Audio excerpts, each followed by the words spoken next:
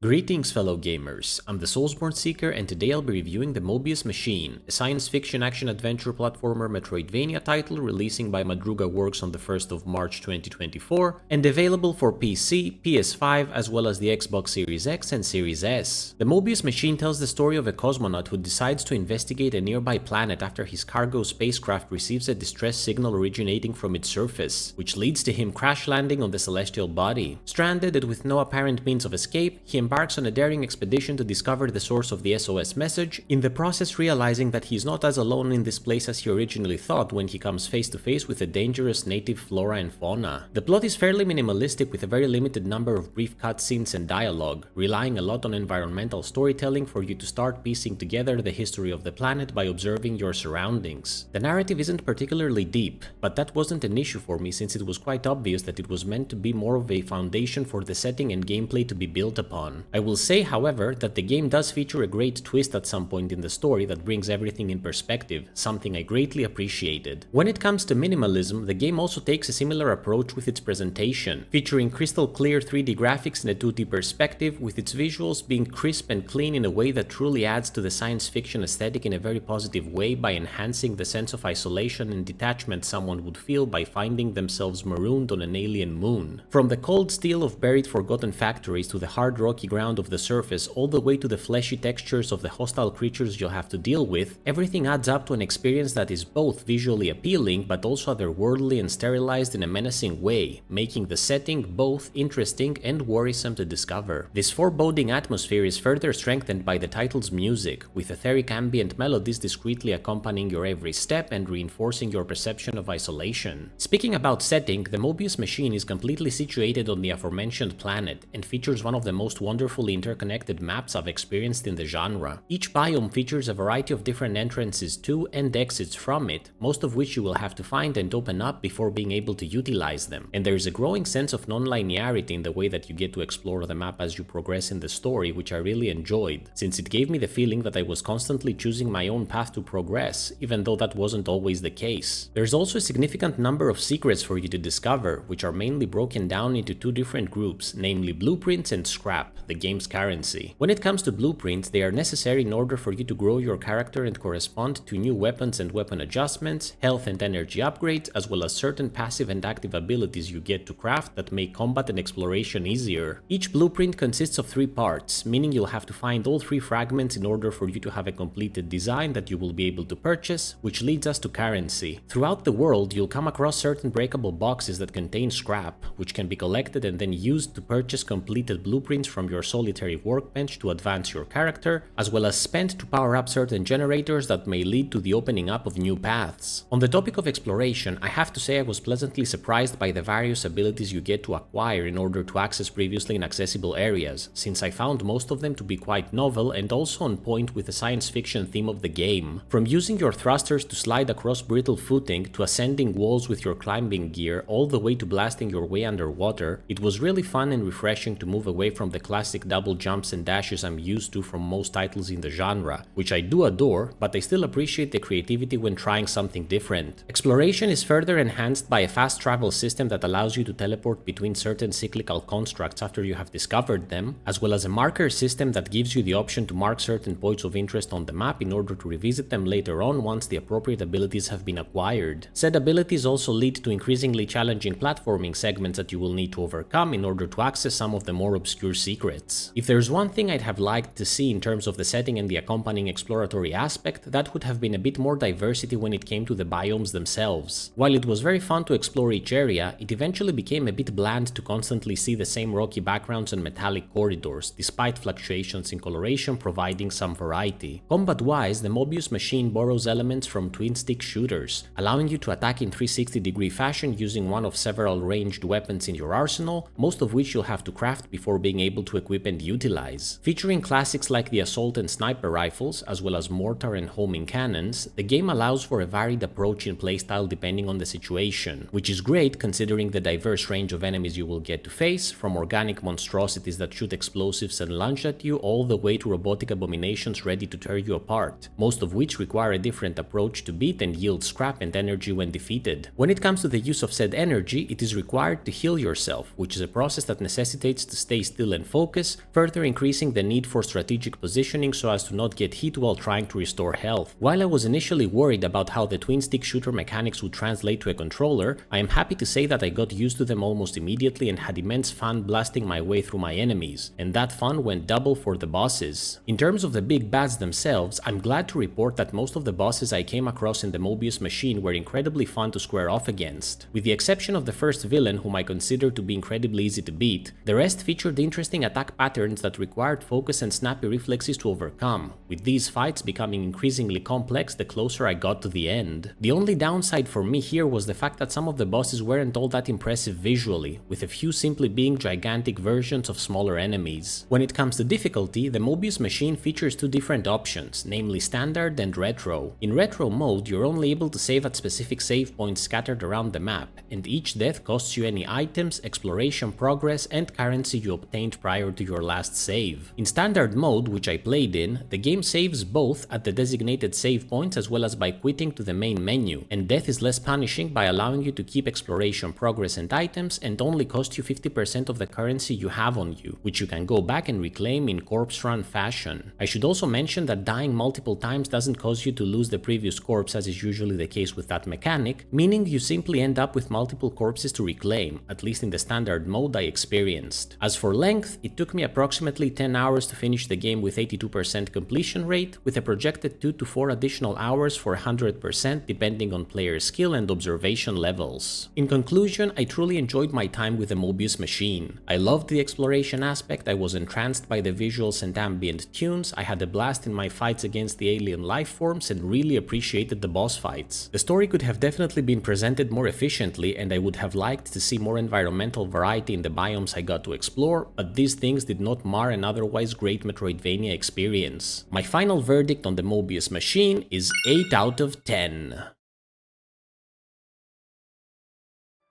What did you think about the Mobius Machine? Are you planning to play it? If you've already done so, do you agree with the points I mentioned or do you see things differently? Let me know in the comments below and please subscribe if you enjoyed this video. As always, thank you so much for watching. Until next time, Soulsborne Seeker out!